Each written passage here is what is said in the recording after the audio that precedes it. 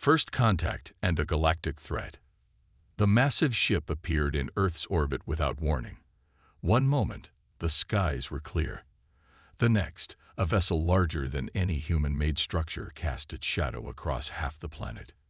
Panic gripped the world's population as news stations broadcast frantic reports and social media exploded with theories. Governments scrambled to respond, militaries went on high alert, and the United Nations convened an emergency session. But the aliens made no hostile moves. Instead, they transmitted a message in every human language simultaneously. People of Earth, we come in peace and with urgent need. We are the Zarkoni, representatives of the Galactic Council. Your world stands on the brink of a crisis that threatens not just humanity, but all sentient life in this sector of the galaxy. We request an immediate audience with your leaders. After hurried deliberations, a delegation was assembled. It included top diplomats, scientists, and military advisors from major world powers. They were transported to the alien vessel via some form of advanced teleportation technology. Admiral Elena Chen, Earth's lead representative, found herself in a cavernous chamber surrounded by beings of wildly diverse anatomies. Some were vaguely humanoid, others defied easy description. At the center stood a tall, willowy creature with iridescent skin that seemed to ripple with colors. "I am High Counselor Zixara," the being said, bowing slightly. "Thank you for meeting with us. Time is of the essence." A holographic display flickered to life, showing a star system unfamiliar to the humans. "This is Novus Prime, a world on the edge of your local galactic arm. It is home to a species known as the Krell. They are a warlike race that has long sought to expand their territory through conquest." The image zoomed in on a planet shrouded in storms. But the Krell have a problem. Their homeworld is also home to the galaxy's most feared apex predator, a creature we call the Void Beast. The hologram shifted to show a massive, writhing shape. It seemed to be composed of intertwining tentacles and razor-sharp appendages, with multiple eyes glowing an eerie purple. Even as a projection, it radiated menace. "The Void Beast is unlike anything we've encountered," Zixara continued. "It can alter its size at will, from as small as one of your Earth dogs to larger than a city. It possesses extraordinary intelligence and adaptability. Most terrifying of all, it can open rifts in space-time, allowing it to transport itself vast distances instantly." Admiral Chen frowned. "This creature sounds formidable, but what does it have to do with Earth?" Zixara's colors darkened. For millennia, the Void Beast was contained on Novus Prime. The harsh conditions and the Krell's advanced technology kept it in check. But now, the Krell have done the unthinkable. They've weaponized it. The hologram showed scenes of battles, with the Void Beast tearing through ships and decimating alien armies. The Krell have found a way to control the creature, at least partially. They're using it to spearhead an invasion of neighboring systems. Dozens of worlds have already fallen. Our combined fleets have barely slowed their advance. One of the human scientists spoke up. "Why come to us? Surely your technology is far beyond ours." Zixara nodded. "In many ways, yes. But there's something unique about humanity. Your adaptability, your innovative thinking, your ability to form bonds with other species. These traits are unparalleled in the galaxy. We believe you may hold the key to stopping the Void Beast and the Krell." Admiral Chen exchanged glances with her team. "What exactly are you proposing?" "We need a small team of your best and brightest," Zixara said. "Scientists, soldiers, animal behaviorists, anyone who might offer a fresh perspective. You'll be taken to a secure facility where you'll study the Void Beast and attempt to find a weakness." "And if we refuse?" Chen asked. The alien's colors pulsed with urgency. "Then it's only a matter of time before the Krell and their weapon reach Earth. And I assure you, your world would not survive the encounter." The human delegation huddled together, speaking in hushed tones. After several tense minutes, Admiral Chen turned back to Zixara. "We'll need time to assemble a team and inform our governments," she said. "But speaking unofficially, I believe Earth will accept your proposal. Zixera's form seemed to glow with relief. Thank you. You may have just saved countless lives across the galaxy.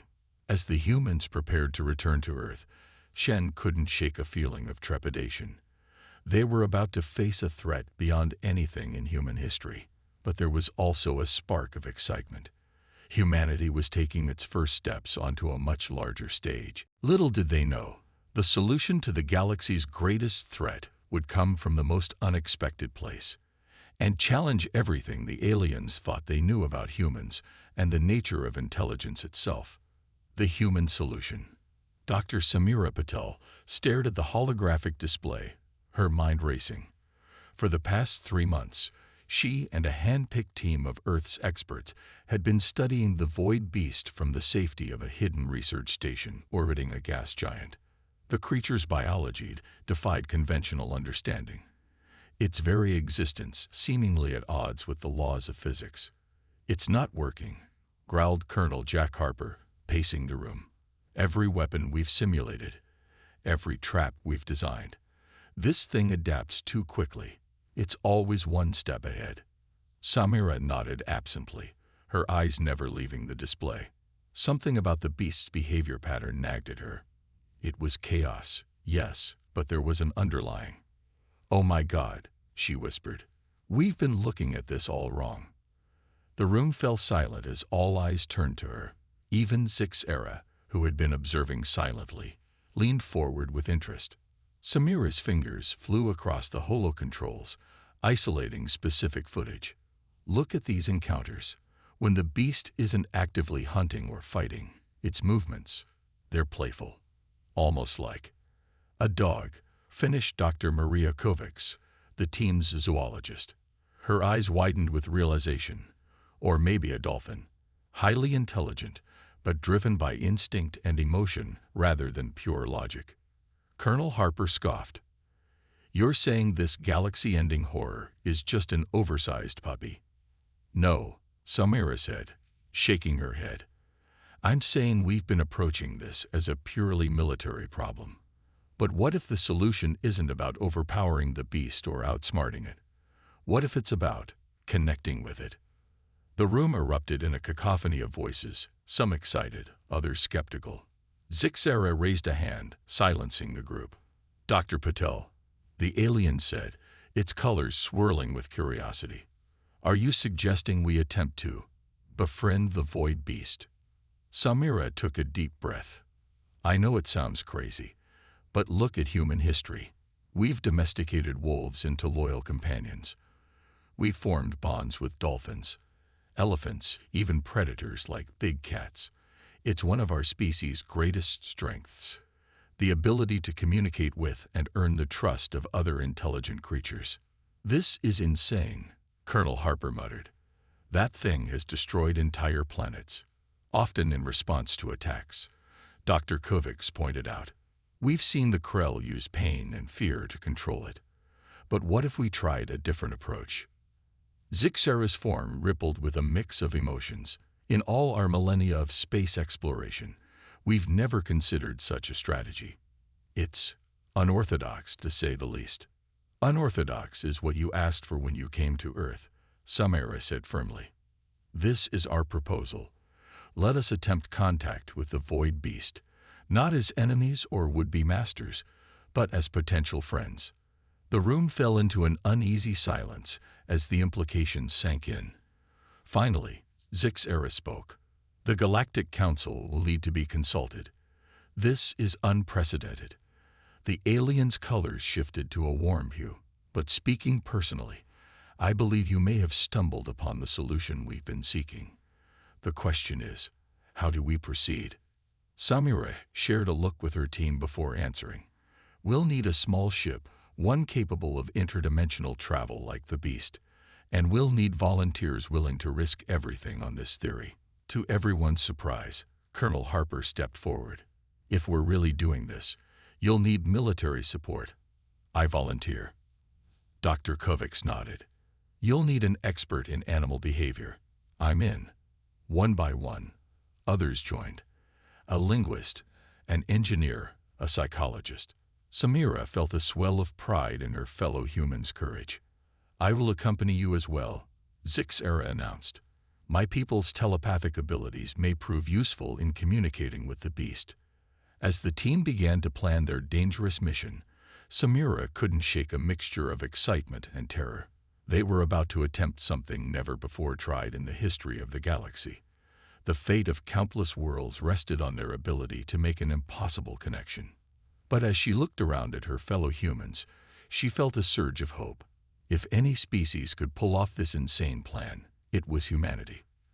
They were about to show the galaxy what they were truly capable of. Taming the beast. The experimental ship Horizon dropped out of hyperspace on the edge of the Novus system. Its alien alloys absorbed all sensor scans, rendering it virtually invisible. Inside, the small human alien crew ran final checks on their equipment and mentally prepared for the task ahead. "Last chance to back out," Colonel Harper said, his attempt at humor barely masking his nervousness. Dr. Patel shook her head. "We're humanity's best hope. We have to try." Zixera's form shimmered with what the humans had come to recognize as determination. "Our long-range sensors have detected the Void Beast in a nearby asteroid field. It appears to be resting." "Perfect," Dr. Kovacs said. "It'll be more receptive if it's not in a heightened state of arousal." The Horizon glided silently through space, its advanced propulsion system leaving no trace. As they approached the asteroid field, they got their first real-time look at their quarry. The Void Beast was even more awe-inspiring and terrifying in person. Its body seemed to shift and undulate, tendrils of dark energy weaving between solid matter. Multiple eyes, glowing with an inner light, slowly opened as it sensed their approach. "By all that's holy," Harper whispered. "Steady," Samira said, fighting to keep her own voice calm. "Remember the plan." "Dr. Kovacs, you're up." The zoologist nodded and moved to the ship's external speakers. She began broadcasting a complex series of tones and vibrations, a mix of whale songs, elephant infrasound, and other animal communications known to convey non-threatening intent. For a heart-stopping moment, nothing happened. Then, slowly, the beast's writhing form stilled. Its eyes, previously darting in all directions, focused on their ship.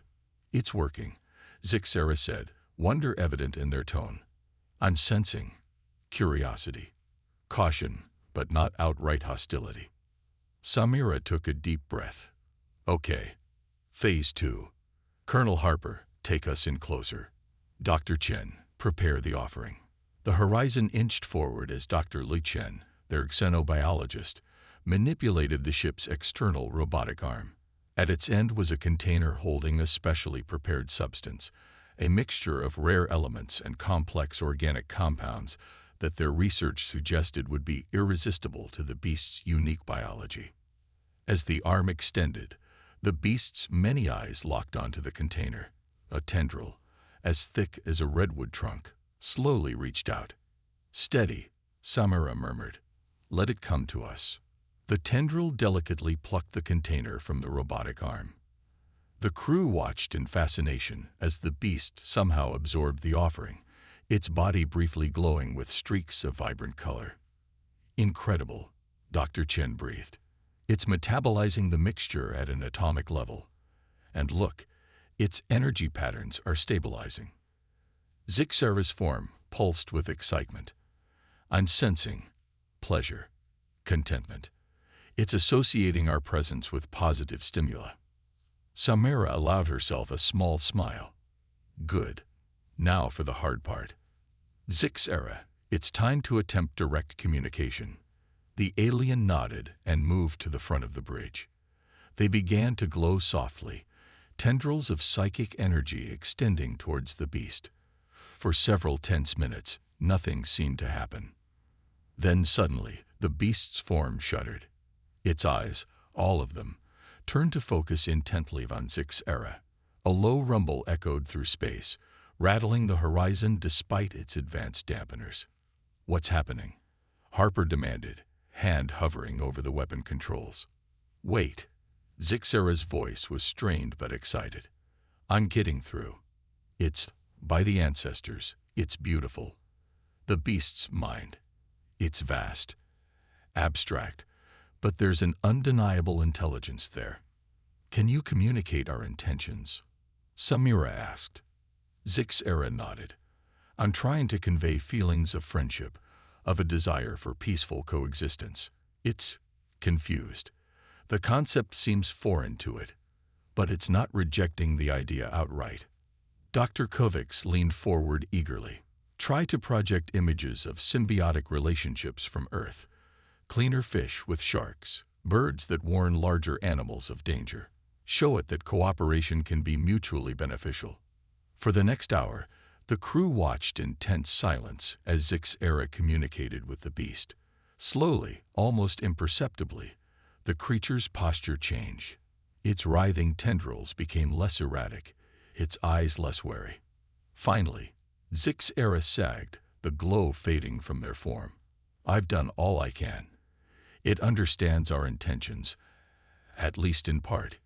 It's willing to continue interactions." A cheer went up from the human crew.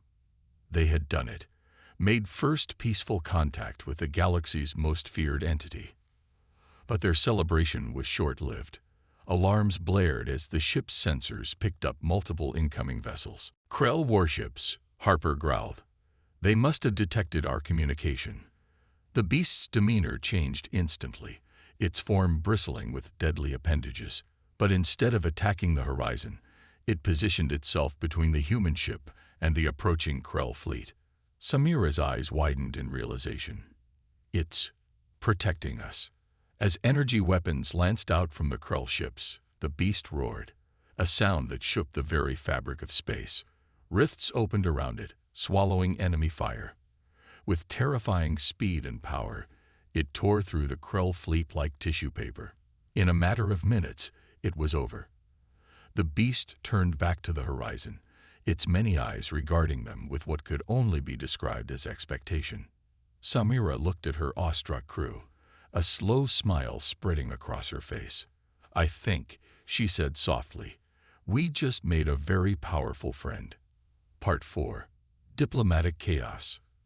The news spread across the galaxy like wildfire. Humans, the newcomers to the interstellar stage, had done the impossible. They had formed a bond with the Void Beast, turning the galaxy's greatest threat into a potential ally. As the horizon limped back to the hidden research base, its systems strained from the aftermath of the Krull attack, the crew was unprepared for the political storm they were about to unleash. "This is unprecedented," boomed the holographic image of Grax Thor, a molten-based lifeform representing one of the Galactic Council's eldest races. "You were sent to find a way to destroy the beast, not befriend it." Admiral Chen, speaking for Earth, stood her ground. "With all due respect, Counselor, we were asked to find a solution. We have done so in a way that doesn't require further bloodshed." The council chamber erupted in a cacophony of alien voices and translated arguments. Some members were intrigued by the possibility of peace, others were horrified at the thought of the beast roaming free, even if supposedly tamed. Zixera raised their appendages, calling for order. "Please, let us hear from those who made contact. Dr. Patel, can you assure us that the beast is truly under control?" Samira stepped forward, acutely aware of the countless alien eyes focused on her. She took a deep breath before speaking. "Counselors, I want to be clear. We don't control the Void Beast. Control was never our goal. What we've established is a rapport, a foundation for mutual understanding and cooperation." Murmurs rippled through the chamber. A serpentine alien with crystalline scales spoke next. "But how can we trust such a creature? It has decimated entire civilizations." Often in self-defense, Dr. Kovacs interjected. "Our research suggests the beast was acting out of fear and confusion when confronted with hostile actions. When approached peacefully, it showed remarkable capacity for gentleness." Colonel Harper nodded. "We witnessed this firsthand. When Krell ships attacked us, The beast positioned itself to protect our vessel. It's capable of differentiating between threat and ally. The molten counselor, Graxthor, bubbled with agitation. And what happens when it decides we're no longer allies? This is madness. Zixera's colors pulsed soothingly. Perhaps, but it is also our first real hope for peace. The Krell's greatest weapon is now potentially our greatest asset. A new voice cut through the debate. Cool, calculated, and undeniably human. The holographic form of UN Secretary-General Adebayo materialized in the chamber. Esteemed counselors, he began, his deep voice commanding attention. Humanity understands your concerns. The Void Beast represents power beyond our comprehension. But consider this. Throughout our history, humans have formed bonds with creatures that could easily destroy us. We've turned wolves into loyal companions, befriended elephants that could crush us without effort, and swum alongside massive whales. He paused, letting his words sink in. Our strength lies not in dominating nature, but in forming symbiotic relationships with it. We propose extending this philosophy to our galactic community. The chamber fell silent as the aliens processed this uniquely human perspective. Finally, a luminous, cloud-like being spoke. What exactly are you proposing, Earthers? Samira exchanged glances with her team before answering. A joint human-alien task force. We'll work to deepen our understanding of the beast, establish reliable communication protocols, and explore how its abilities might be used for the benefit of all sentient life. And if this experiment fails, Graxthor rumbled ominously, then humanity will bear full responsibility. Secretary-General Adebayo said firmly. We'll commit our resources to developing contingencies should the beast ever prove hostile again. The debate raged for hours. Some council members remained vehemently opposed, while others saw the potential in this unprecedented approach. In the end, a narrow majority voted to give humanity's plan a chance, with strict oversight and a host of conditions. As the human team left the council chamber, Zixera approached them. You've taken an enormous risk, the alien said, colors swirling with a mix of admiration and concern. The galaxy's eyes will be upon you. Samira nodded, feeling the weight of their responsibility. We know, but this is what humanity does best. We bridge gaps, we form connections. If we can extend that gift to the stars, well, that's a risk worth taking. Little did they know, their greatest challenge was yet to come. For even as they celebrated this diplomatic victory, the Krell were regrouping, and they would stop at nothing to reclaim their living weapon, or destroy it, and humanity, in the attempt. A new era of cooperation. 6 months had passed since the fateful Galactic Council meeting. On a remote planet with a breathable atmosphere and low gravity, an extraordinary experiment was unfolding. Dr. Samira Patel stood on a hill overlooking a vast plain. Beside her, the Void Beast, which they had taken to calling Nova, sprawled contentedly. Its massive form rippled and shifted, tendrils idly rearranging nearby boulders. One enormous eye, easily the size of a house, regarded Samira with what she had come to recognize as affection. I still can't quite believe it, murmured Dr. Kovacs, approaching with a datapad. A year ago, the mere mention of this creature sent entire star systems into panic. Now look at it. Samira smiled, reaching out to gently stroke one of Nova's smaller tendrils. The beast rumbled pleasantly, causing small tremors in the ground. Any news from the research teams? Samira asked. Kovacs nodded excitedly. The xenobiologists are having a field day. Nova's ability to manipulate matter and energy at a quantum level is revolutionary. The potential applications in medicine, terraforming, even faster than light travel, it's beyond anything we imagined. Their conversation was interrupted by the arrival of Colonel Harper, now heading security for the project. His initially skeptical attitude had softened considerably over the months. We just received word from the Galactic Council, he reported. The Krell have been pushing at the borders of Council space again. They're demanding we return their property. Samira's expression hardened. Nova isn't property, and we've seen how the Krell treated her. Nova's form rippled at the mention of its former captors, a low growl emanating from multiple mouths. Samira placed a calming hand on its tendril. "It's all right," she soothed. "You're safe here." Harper watched the interaction with a mix of awe and lingering unease. "The Council is backing us for now. The tensions are high. Some member species are pushing for a preemptive strike against the Krell." "That would be disastrous," Kovacs said. "It's exactly the kind of conflict that could undo all our progress with Nova." Samira nodded grimly. "We need to show the galaxy that there's another way. Not just with Nova, but in how we approach conflict itself." As if on cue, a shimmer in the air announced the arrival of Zixera. The alien had become a permanent liaison between the human team and the Galactic Council. "Your presence is requested at the base," Zixera announced, their colors pulsing with urgency. "We've received a transmission.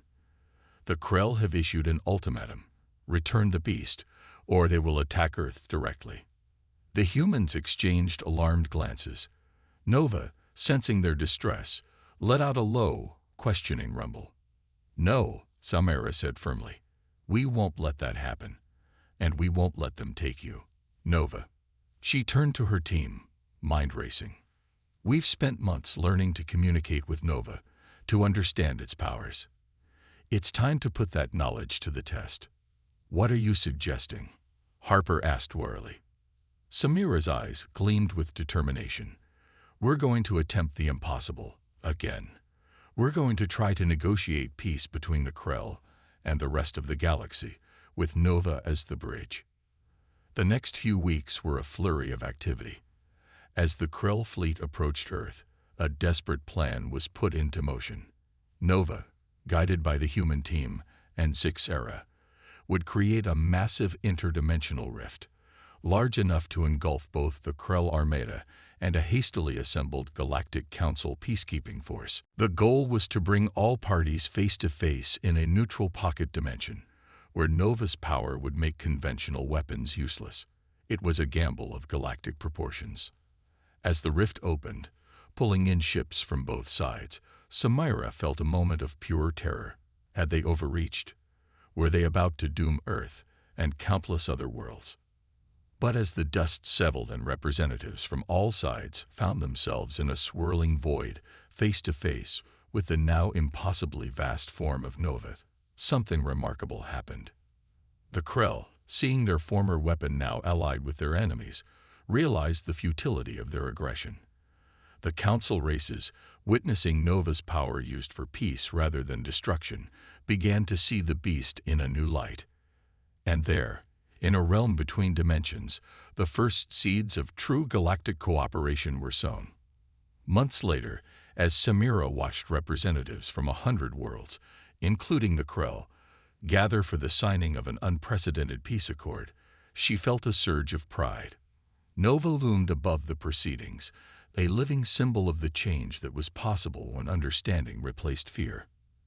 Zixera approached, their form shimmering with joy. "You've done it, Dr. Pottle. Your team has ushered in a new era for our galaxy." Samira shook her head, smiling. "We just opened the door. It's up to all of us to walk through it together."